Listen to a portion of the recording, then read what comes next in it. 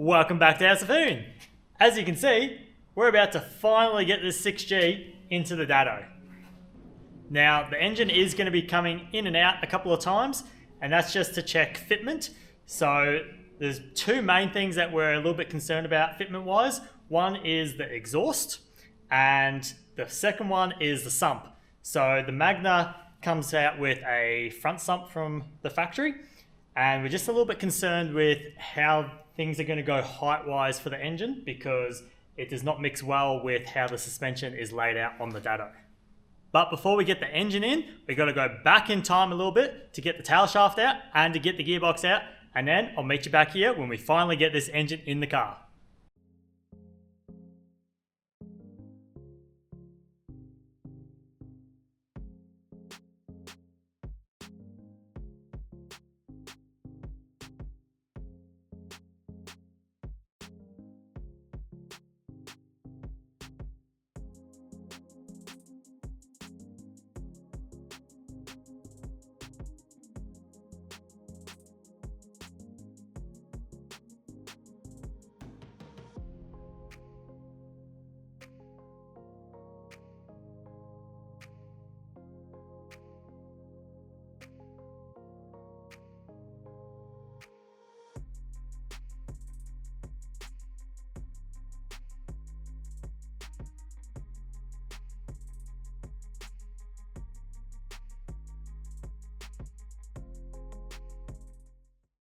Alrighty, the engine is in and we've run into a couple of problems. So the first one being the sump, as we predicted.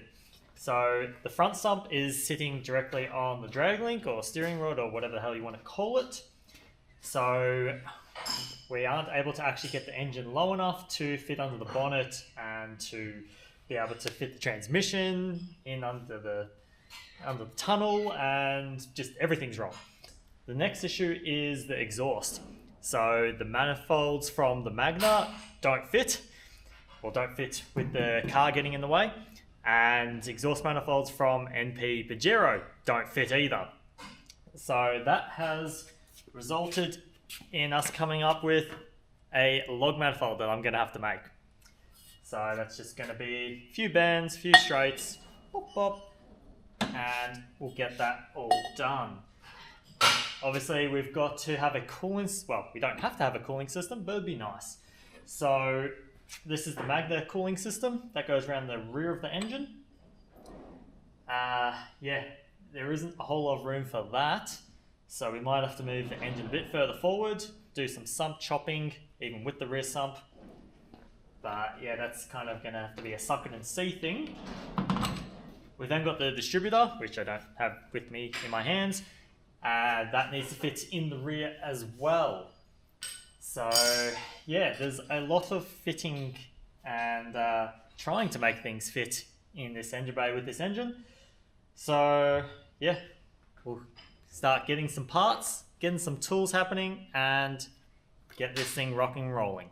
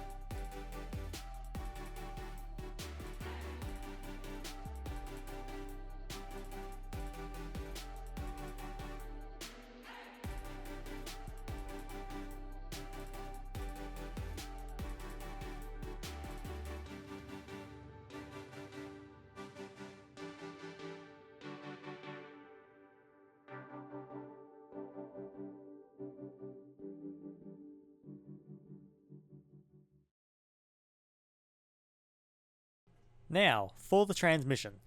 We wanted to use the trans out of a 3.5 litre V6 Mitsubishi Triton. However, try as we did, we couldn't get our hands on one. So, that led us to purchasing two transmissions that we then turned into one. The first one is a trans out of a two-wheel drive Toyota Hiace, and the second one was out of a four-wheel drive Hyundai Terracan. We were lucky enough to have one of our good friends mentor us through disassembling and then reassembling the transmissions. The basics of it were that we needed to use the two-wheel drive case, output shaft, and rear housing. We then put all the wear items and most of the components from the four-wheel drive trans into it. This was because the Hiace wear items such as the friction material on the clutch packs were absolutely cooked. Finally, we used the four-wheel drive Terracan bell housing, which allowed us to bolt it directly up to our 6G engine.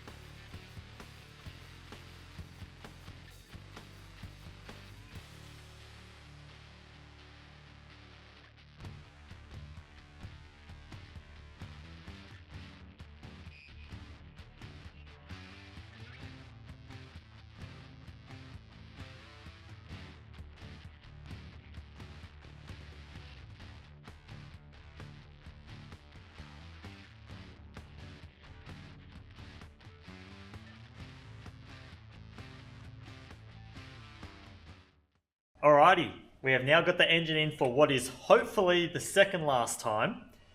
So we've got everything all lined up as best as what we can with what we're working with. Now the next job is to make these engine mounts. So we're just using the 3D printed bushes with the CDW tube, and we're going to be putting one of these on each side of the engine. I've then got some scrap tube which had a bend in it that I ended up cutting off for whatever reason, probably a couple of years ago. And yeah, so I'll just join that in there. This side is a little bit more tricky because things are a bit more offset. That's what the bend's for. Whereas the passenger side, that's just going to be a straight tube, plop, notch it out, job done, real easy. Then once the engine mounts are all made up, we're going to lift the car up. I'm going to go to the middle of the car and I'm going to make engine mounts for the transmission.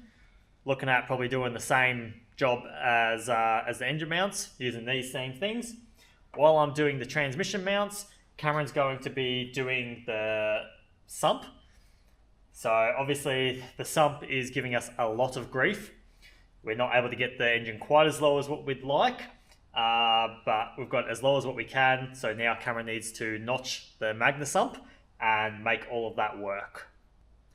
Then, once all that is done, we're going to be engine out, hopefully for the last time, and those holes that I cut, I need to make the hole in the chassis side a little bit bigger to accommodate the starter, and then obviously make up some plates, weld them in, dress them all up, make them look all mint, and then the hole that I ended up cutting on the inner guard, that didn't really need to be there. That's a little boo-boo on my behalf. Luckily, I kept the offcut and it still fits in there fairly well, so I'll probably end up welding that back in, grinding it back, making it look like I never made that stuff up. And once all of that is done, we'll put the engine back in for hopefully the very, very last time, and we'll probably call that an episode right there. We've now got quite a lot of work ahead of us, so we better get cracking, and I'll catch you at the end of the episode.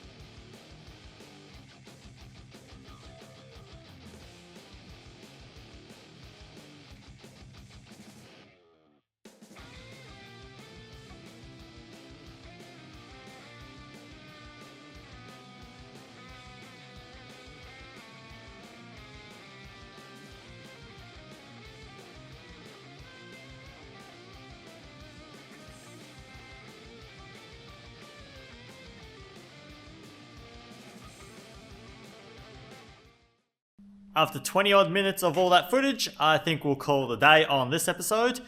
The reason that the engine is still out is because we had to cut a section out of the bell housing to make room for the exhaust, and also because we're currently playing with torque converter stuff. Hint hint, nudge nudge.